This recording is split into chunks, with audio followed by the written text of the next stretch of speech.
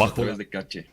Gracias. Bueno, la noche del 31 de mayo, en la sesión 772, se incluyó una moción previa para tramitar el informe de la Comisión Pluripartidista ad hoc, que recomendó la destitución de Guadalupe Llori como presidenta de la Asamblea Nacional por incumplimiento de funciones, denunciado por el asambleísta del Partido Social Cristiano, Esteban Torres.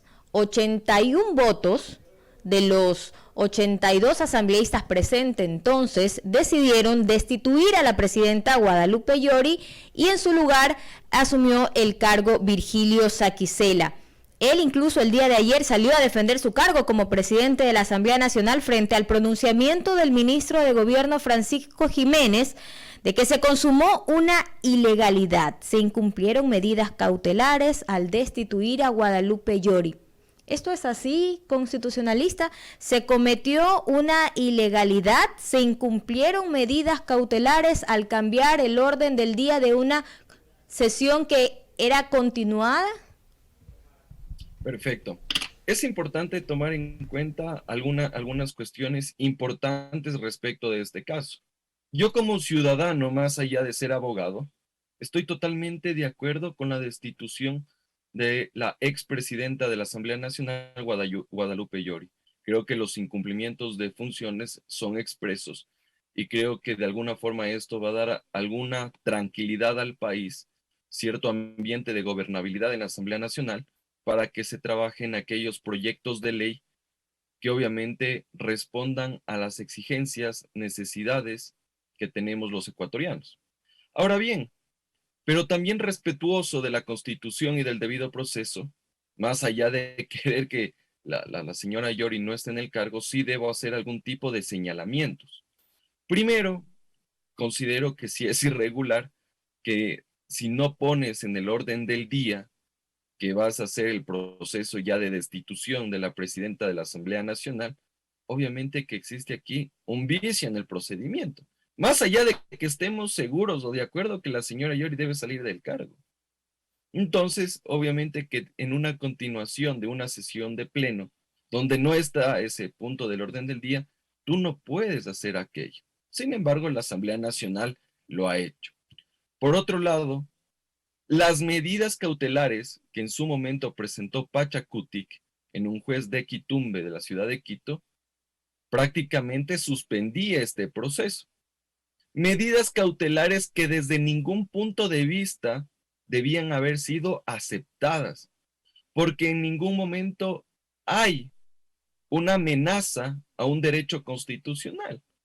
La Corte Constitucional ha sido enfática en el sentido de que los informes de los órganos de instrucción de los juicios políticos o procesos de control político no son susceptibles de garantías jurisdiccionales y no pueden generar violación de derechos constitucionales.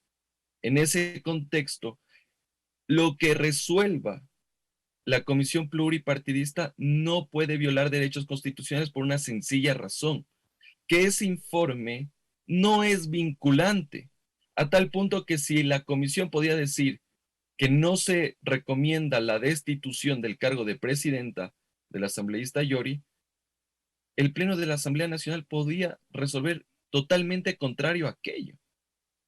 Pero lastimosamente se han dado estas medidas cautelares que suponían que el proceso debía quedar paralizado. No obstante, ya la Asamblea Nacional no es la primera vez que incumple medidas cautelares. Tomemos como ejemplo que en la legislatura pasada, cuando fue el proceso de destitución de Fabricio Villamar, existían unas medidas cautelares de por medio y no se las tomó en cuenta. Y el ex asambleísta fue destituido.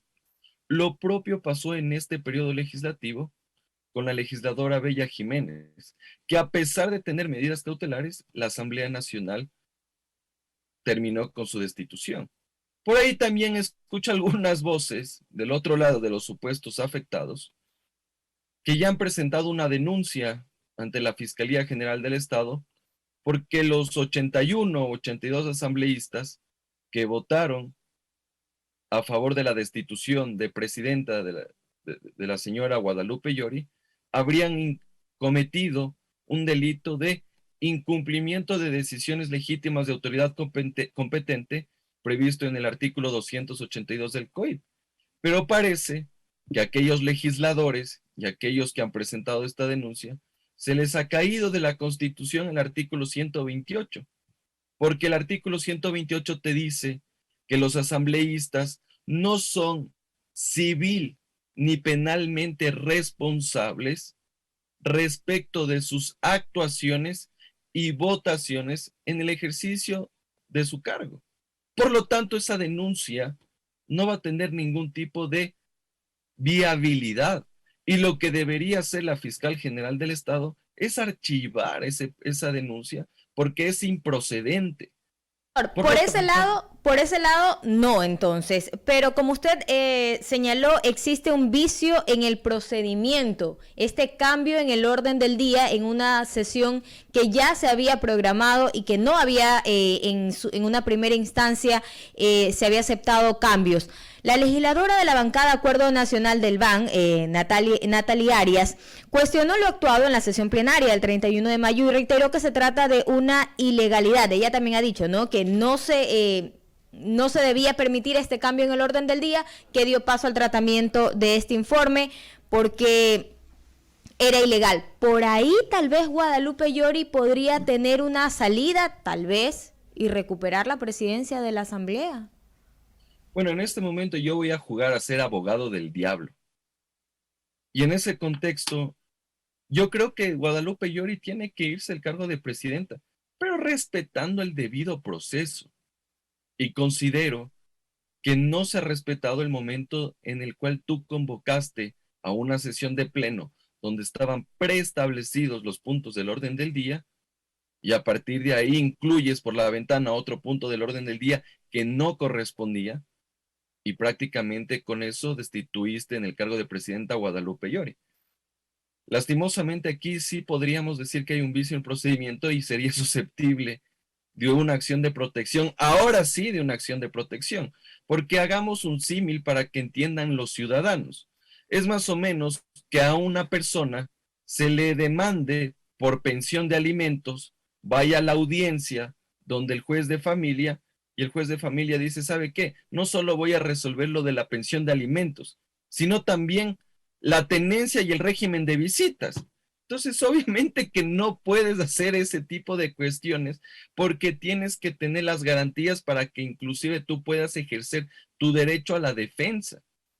En tal virtud, creo que sí existe aquí una afectación al debido proceso y ahora sí la señora Llori podría presentar una acción de protección, no como hizo antes para tratar de aferrarse al cargo. ¿Qué pasaría? Ajá. Pero en todo caso, estimada Joana, supongamos que presente una acción de protección, supongamos. Lo que va a ocurrir es que los efectos de esta destitución se retrotraigan al momento donde hubo la violación del derecho, es decir, hacia la convocatoria en el Pleno para que ella se defienda y posteriormente la Asamblea Nacional la destituya. Lo único que ocasionaría es que se gane tiempo, pero de ahí que una acción de protección le va a atornillar en el puesto y no va a dejar su cargo de presidenta de la Asamblea Nacional, eso es totalmente inviable. Porque tarde o temprano, más allá de la acción de protección, los asambleístas la van a destituir. Entonces, sería ganar tiempo ella para seguir, en el caso de que ponga esta acción de protección, seguir como presidente de la Asamblea Nacional. ¿Y qué pasaría con las convocatorias que ya ha hecho el nuevo presidente, Virgilio Saquicela? ¿Qué pasaría si el día de mañana, en el segundo debate, finalmente ya se aprueba el proyecto de ley de uso progresivo de la fuerza? Bueno, en ese caso no habría inconveniente, estimada Joana, tomando en cuenta que los proyectos de ley se aprueban con 70 votos. Más allá de eso, entenderíamos que la designación de Saquicela como presidente goza de legalidad y legitimidad. Por lo pronto, salvo haya declarado contrario esto un juez. Mientras no ocurra aquello, los actos que se expidan en este momento son totalmente válidos y en este caso, su preocupación respecto de la ley de uso progresivo de la fuerza no tendría ningún tipo de repercusión. Más aún que aquí, más allá de quién hace la convocatoria, si es el presidente, no es Yori, si es Saquicela, los proyectos de ley se aprueban con votos. Si existe esa mayoría absoluta de 70 voluntades en el Parlamento, yo creo que tampoco tendría vicios en su aprobación este proyecto de ley que está esperando el país. 7 de la mañana con 21 minutos. Estamos conversando aquí en Caché Noticias y Opinión con el abogado André Benavides, constitucionalista. ¿Cómo queda entonces ahora Guadalupe Llori? Ella ya no es presidenta de la Asamblea Nacional, ya no tiene su cargo en el CAL, iría a una comisión como los demás asambleístas. Así es, estimada Joana. De hecho, en las últimas reformas del año 2020 a la Ley Orgánica de la Función Legislativa, se estableció que en el momento que un presidente de la Asamblea Nacional deje ese cargo debido a un proceso de destitución, lo que corresponde es la de asignar a una de las comisiones pertinentes, especializadas que existen en la Asamblea Nacional. Porque es importante recordar que aquel legislador que es el presidente de la Asamblea Nacional no tiene una comisión asignada debido a las funciones inherentes del cargo, porque tiene que, más allá de presidir a la Asamblea Nacional, es el representante legal, judicial del primer poder del Estado y tiene otro tipo de cuestiones que atender. Y esta reforma se dio, Joana, justamente porque cuando se destituyó en la legislatura pasada al asambleísta Serrano, José Serrano, él se quedó prácticamente un año sin funciones. Solo iba al pleno de la Asamblea Nacional, entonces ahí más bien se le dio una comisión para que trabaje como cualquiera de los otros 136 asambleístas. Así que en los próximos días lo que debería ocurrir es que se nombre a un segundo vicepresidente y en ese contexto también se le dé una comisión a la señora Guadalupe Llori. ¿Por qué digo yo que se debería nombrar un segundo vicepresidente? Y es importante tomar en cuenta este dato, porque lo que existe en la Asamblea Nacional es un mecanismo de subrogación. Sale el presidente de la Asamblea Nacional y quien asume este cargo es el primer vicepresidente. En ese sentido, ha quedado en acefalía la primera vicepresidencia y lo que corresponde es que la segunda vicepresidenta, la asambleísta Guamaní, Yesenia Guamaní, exactamente, asume el cargo de primera vicepresidenta y evidentemente ya al encontrarse vacante el cargo de segundo vicepresidente, la Asamblea Nacional designe a un nuevo legislador que va a ocupar este cargo del CAL. Ahora, viene una reestructuración del Consejo de la Administración Legislativa con la salida de Guadalupe Llori y ahora el ingreso de Virgilio Saquicela. Totalmente, totalmente. Eso es parte de los acuerdos previos que seguramente tomaron las bancadas legislativas y los legisladores que el día miércoles, el día martes, destituyeron. El 31 de mayo. En el CAL, donde estaba Guadalupe Llori, no había presencia del Partido Social Cristiano y UNES, que es prácticamente la bancada luego del Partido Social Cristiano que la sacan a Guadalupe Llori, tenía un solo voto. ¿Es posible entonces que ellos ahora formen parte del CAL en el caso del Partido Social Cristiano? Totalmente, totalmente viable. Yo creo que es parte de los acuerdos, porque recordemos que ahorita existe un cargo vacante que debe ser llenado por el Pleno de la Asamblea Nacional. En ese sentido, en los próximos días seguramente se designará a un asambleísta que asuma la segunda vicepresidencia. Y por otro lado, también recordemos, estimada Joana, que ya existe una denuncia en contra del asambleísta Yesenia Guamaní. Denuncia que me parece bastante atada de los cabellos, porque yo no conozco en la historia de la República, desde la vuelta a la democracia, que se haya presentado una denuncia, no por incumplimiento de funciones, sino por cumplir las funciones, por mocionar, por tratar puntos del orden del día. Entonces, claramente están buscando el pretexto para que el asambleísta Guamaní también salga del cargo. Y yo creo que esa denuncia no tiene ningún tipo de fundamento jurídico, no tiene ningún tipo de respaldo legal para que se genere un proceso de control político que determine la destitución en el cargo de vicepresidenta del asambleísta Guamaní. Esto sería un precedente nefasto, estimada Joana, porque mañana Si un asambleísta mociona, por ejemplo, el archivo de un proyecto de ley, mociona un cambio del orden del día, y si es que a cierto asambleísta no le gusta aquello, sigámosle un procedimiento de destitución. Hoy es la asambleísta Guamaní, mañana puede ser el presidente Saquicela, porque él también apoyó Doctor, ese cambio del orden exacto. del día, ¿no? ¿Y qué pasa entonces, doctor, si hay una nueva mayoría sólida en el Consejo de la Administración Legislativa? ¿Se pueden reestructurar comisiones como, por ejemplo, la de fiscalización, donde está Fernando Villavicencio y Ana Belén Cordero, que es del oficialismo? La ley orgánica de la función legislativa no prevé aquello, no prevé la reestructuración de comisiones. Sin embargo, en nuestro país, estimada Joana, al menos en el ámbito político, se puede ver tostar granizo. Así que no sea una sorpresa que en los próximos días también se vea reestructuración en ciertas comisiones. Entonces, si en algunas comisiones no se sienten a gusto, la mayoría podría tomarse en cuenta aquello y, de ser el caso, cambiar las primeras autoridades de cada una de las comisiones, tomando en cuenta que en algunos casos ciertas mesas legislativas han tenido bastantes cuestionamientos, por así decirlo. El día de mañana el presidente de la Asamblea Nacional, Virgilio Saquicela, convocó para el segundo y definitivo debate del proyecto de ley del uso progresivo de la fuerza. Se cuestionó mucho y se dice, ¿este es realmente lo que se necesita para que la policía pueda actuar frente a la delincuencia?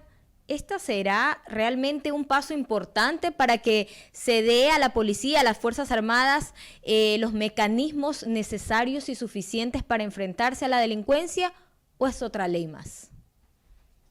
Lastimosamente, estimada Joana, es una ley más. Aquí nuestros políticos y nuestros funcionarios públicos piensan que con las leyes se solucionan los graves problemas que tiene nuestro país. En cierta forma podría hacerlo, sí, pero si fuera por falta de ley, mañana hagamos la ley para combatir la desnutrición infantil o la pobreza y se solucionan los problemas que tenemos los ecuatorianos. Yo, respecto de esta ley, me parece que es interesante, conceptualmente estoy de acuerdo, creo que es necesario que tengan los militares, los policías, los agentes penitenciarios, un marco legal claro que permita ejercer sus atribuciones.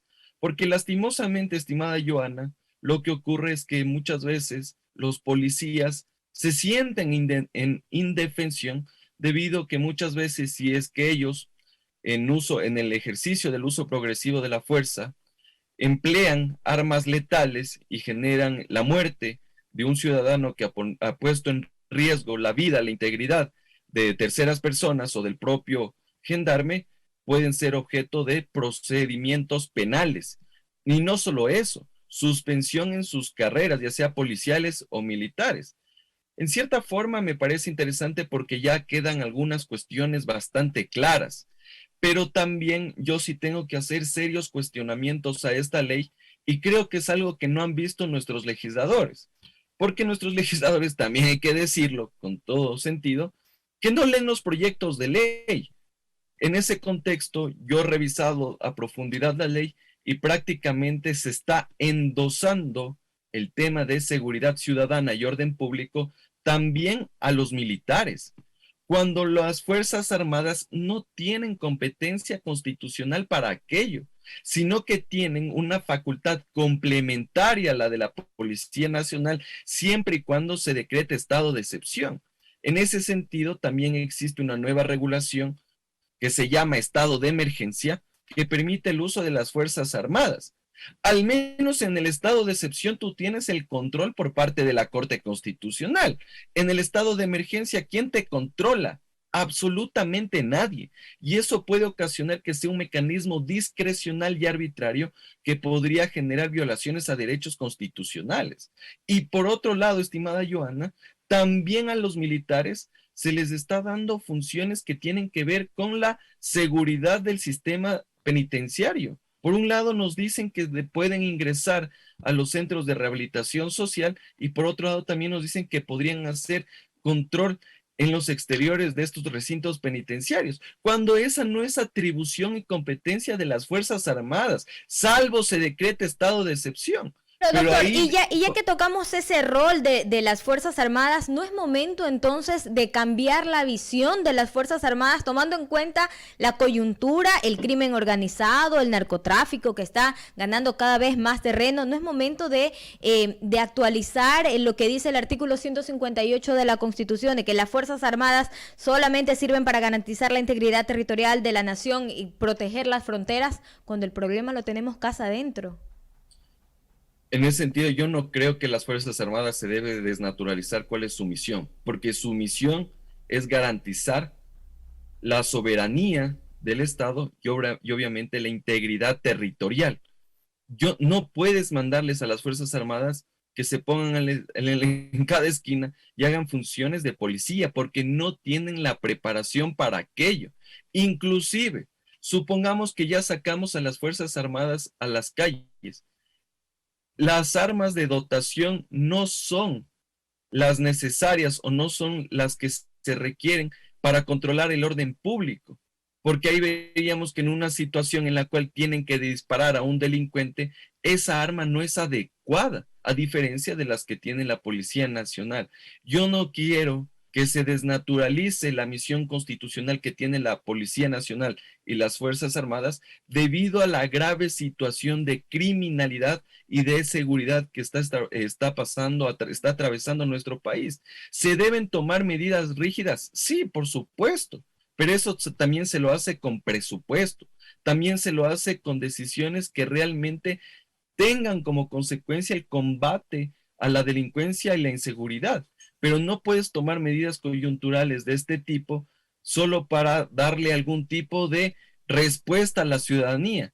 Las respuestas que se han dado coyunturales no tienen efectos que se puedan sostener en el tiempo. Claro, tú puedes decretar el estado de excepción y sacar a los militares a las calles y plazas del país, pero el decreto de estado de excepción te dura 60 días en el mejor de los casos. Y después de eso, nuevamente volvemos al problema. Entonces, aquí lo que se debe atacar es con política pública, en aquellos lugares donde los ciudadanos están desatendidos, donde no hay educación, donde no hay empleo. Pero eso toma tiempo, eso toma tiempo. Es que es el problema. Exactamente, y eso la gente necesita en este momento acciones concretas. Yo estoy también, dicho sea de paso, de acuerdo con mejorar el tema de la educación, preocuparnos por el empleo.